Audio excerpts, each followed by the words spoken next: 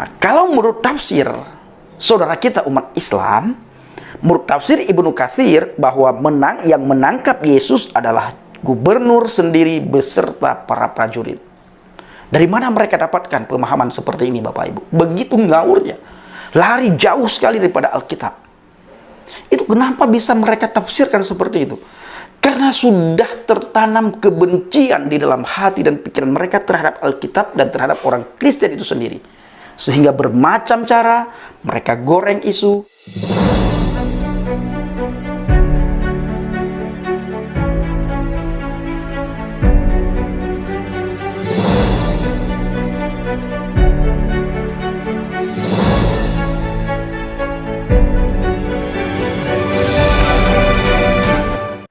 Haleluya, haleluya. Assalamualaikum bishim hamasyah. Salam Aki.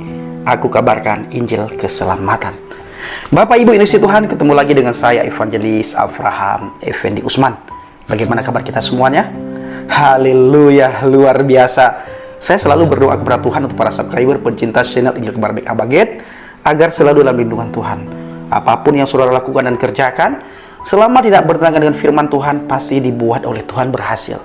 Dan saya juga berdoa pada seluruh saudara kita yang seiman, dimanapun berada, dalam keadaan apapun, saudara tetap dalam lindungan Tuhan. Di video kita bahas di mana 3 penafsir dari umat Islam saling bertentangan satu dengan yang lain. Dibuat bingung orang yang mendengar dan dibuat bingung orang yang membaca. Bahkan kemungkinan Bapak Ibu mereka sendiri dibuat bingung dengan penafsiran-penafsiran mereka. Nah, apalagi orang yang membaca tafsiran mereka, orang yang mendengar tafsiran mereka lebih bingung daripada mereka yang menafsirkan. Nah, akhir cerita Bapak Ibu, mereka mengambil satu kesimpulan bahwa yang mati di salib itu wallahu alam, hanya Allah yang tahu. Wallahu alam bisawab, hanya Allah yang tahu. Apa yang mereka tafsirkan itu sebenarnya tebak-tebakan doang. Ngapain juga saudara kita umat Islam capek-capek buat tafsir, tapi hasil akhirnya hanya Allah juga yang tahu. Wallahu alam. Nah, ini kan fitnah namanya. Nah, akhirnya Bapak Ibu nggak jelas semuanya dan berakhir dengan wallahu alam bisawab. Fakta yang pertama mengenai kematian Yesua Hamasyah di kayu salib. Tradisi Yahudi tidak membenarkan orang disalibkan di malam hari. Penyaliban harus dilakukan paling lama jam 3 sore sudah harus mati dan selesai, karena masih ada waktu untuk menurunkan jenazah dan membereskan semuanya sebelum malam tiba. Makanya kenapa ketika memasuki jam 3 sore para tentara Romawi menusukkan tombak ke lambung Yesus menurut versi Alkitab agar selesai dan tidak sampai malam prosesi penurunan jenazah di atas kayu salib. Nah, itu fakta pertama. Fakta yang kedua Bapak Ibu, menurut Alkitab bahwa Yesus ditangkap di Taman Getsemani dan melalui proses pengadilan bolak-balik beberapa hari terlebih dahulu, diinterview, disiksa, dihujat, diludahin.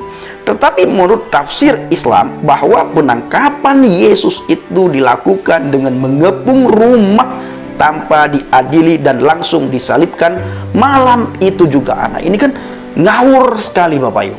Makanya saya selalu mengajak teman-teman para penginjil dimanapun berada, para apologet, supaya kita selalu berada di garda terdepan untuk meluruskan pemahaman yang sudah dibengkokkan. Apa yang mereka salahkan selama ini terhadap Alkitab, kita adalah orang yang paling depan berdiri untuk meluruskan apa yang sudah mereka bengkokkan.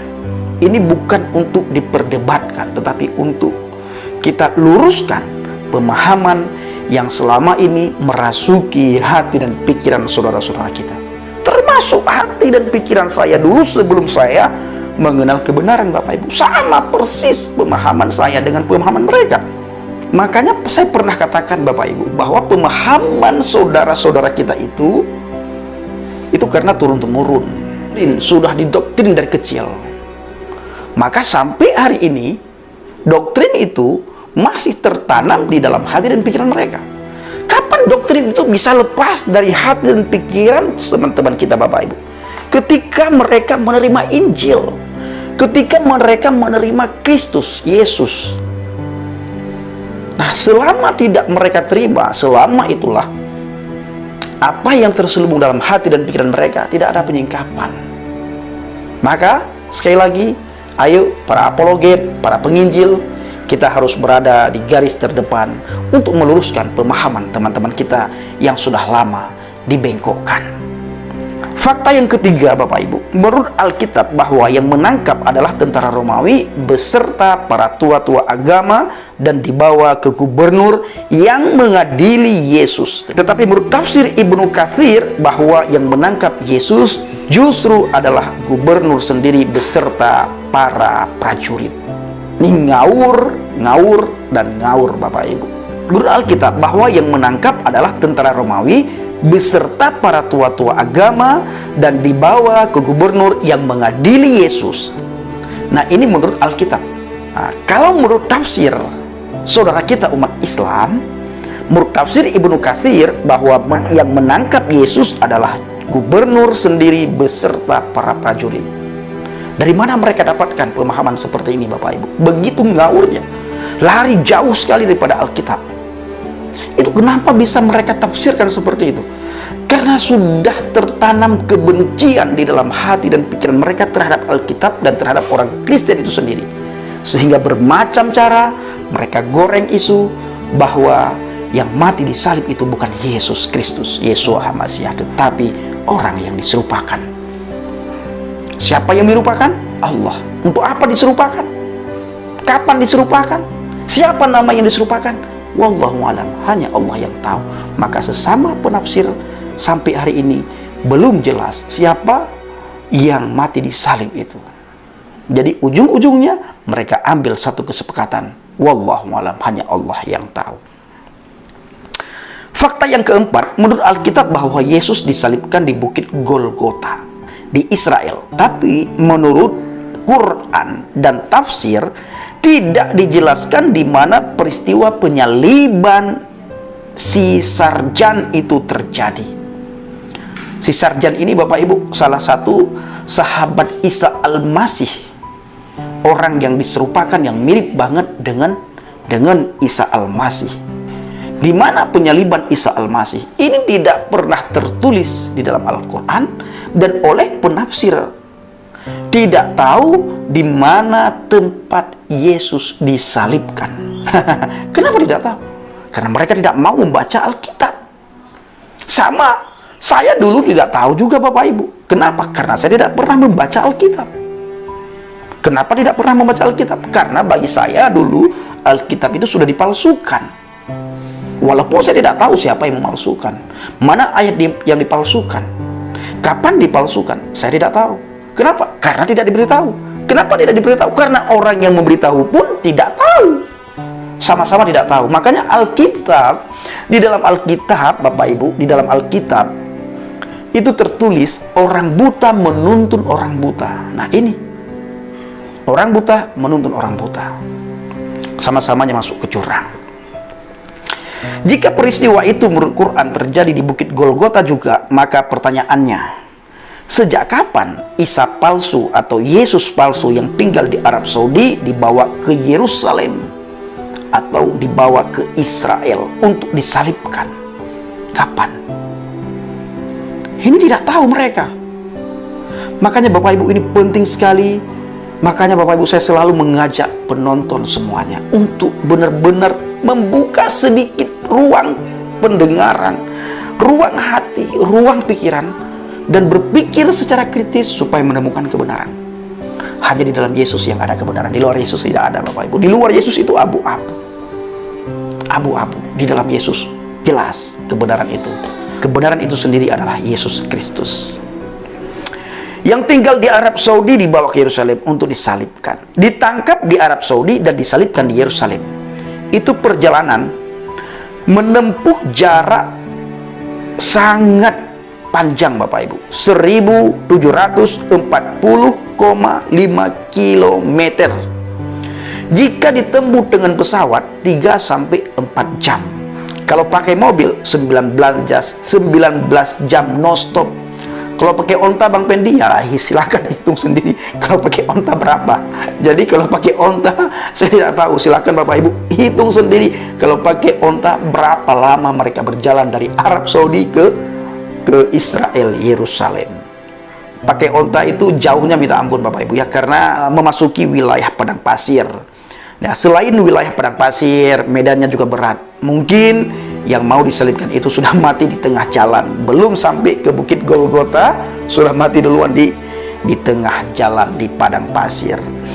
Jadi Bapak Ibu yang dikasihi Tuhan, para subscriber pencinta channel ini, kembali bagian fakta yang kelima. Menurut hasil penelitian DNA darah Yesus, seorang arkeolog kebangsaan Amerika yang telah melakukan penelitian bertahun-tahun bernama Ron Wright, bahwa terbukti ada darah manusia di Bukit Golgota yang memiliki DNA dan kromosom tidak utuh sebagaimana manusia normal, yaitu terdiri dari total 46 kromosom, yaitu 23 dari ibu dan 23 dari ayah. 23 autosom dari ibu dan 23 autosom dari ayah, mendapatkan X dari ibu dan Y dari ayah. Tapi sampel darah ini hanya 23 kromosom dari sisi ibu dan hanya 1 kromosom Y saja. Jadi secara ilmu kedokteran, janin tidak bisa berkembang dengan sempurna. Jadi semua ciri fisiknya ditentukan oleh ibunya, sedangkan sifat kelaki-lakiannya ditentukan oleh Y. Tapi menurut hasil laboratorium bahwa darah ini adalah darah hidup. Darah siapakah ini? Kan itulah darah Yeshua HaMashiach yang sudah ditumpahkan sejak 2000 tahun lalu untuk penebusan dosa umat manusia. Haleluya. Ini Bapak Ibu, informasi yang begitu penting, informasi yang begitu luar biasa bagi kita, karena bukan sekedar cuap-cuap. Setiap apa yang saya sampaikan itu ada datanya, ada dalilnya. Jadi silakan saudara semuanya, teman, para sahabat, untuk menilai sendiri. Ambil hikmahnya sebelum ajal menjemput, nyawa masih dikandung badan. Ketahuilah dan yakinlah kesempatan itu masih ada. Kesempatan apa Bang Pendi? Kesempatan untuk bertobat, menerima Yeshua HaMashiach sebagai Tuhan dan Juru Selamat. Saya sudah menerima, saudara kapan? Jangan ragu-ragu untuk keluar dari agama Anda. Jangan ragu-ragu untuk datang kepada Yeshua HaMashiach, Yesus Kristus, karena Dia adalah jalan, kebenaran, dan hidup. Tidak ada seorang pun yang bisa datang kepada Bapa kalau tidak melalui aku. Kalau bahasa saya Bapak Ibu, tidak ada satu manusia pun di antara kita yang bisa masuk surga kalau bukan melalui Yesus, kalau tidak melalui Yesus Kristus, Yeshua HaMashiach. Terima kasih. Shalom alaikum Bishim HaMashiach. Salam Aki selalu. Aku kabarkan Injil keselamatan. Bapa Yahweh, Bishim Adonai Yeshua HaMashiach, Ruach Kudus memberkati kita semua. Haleluya. Amin.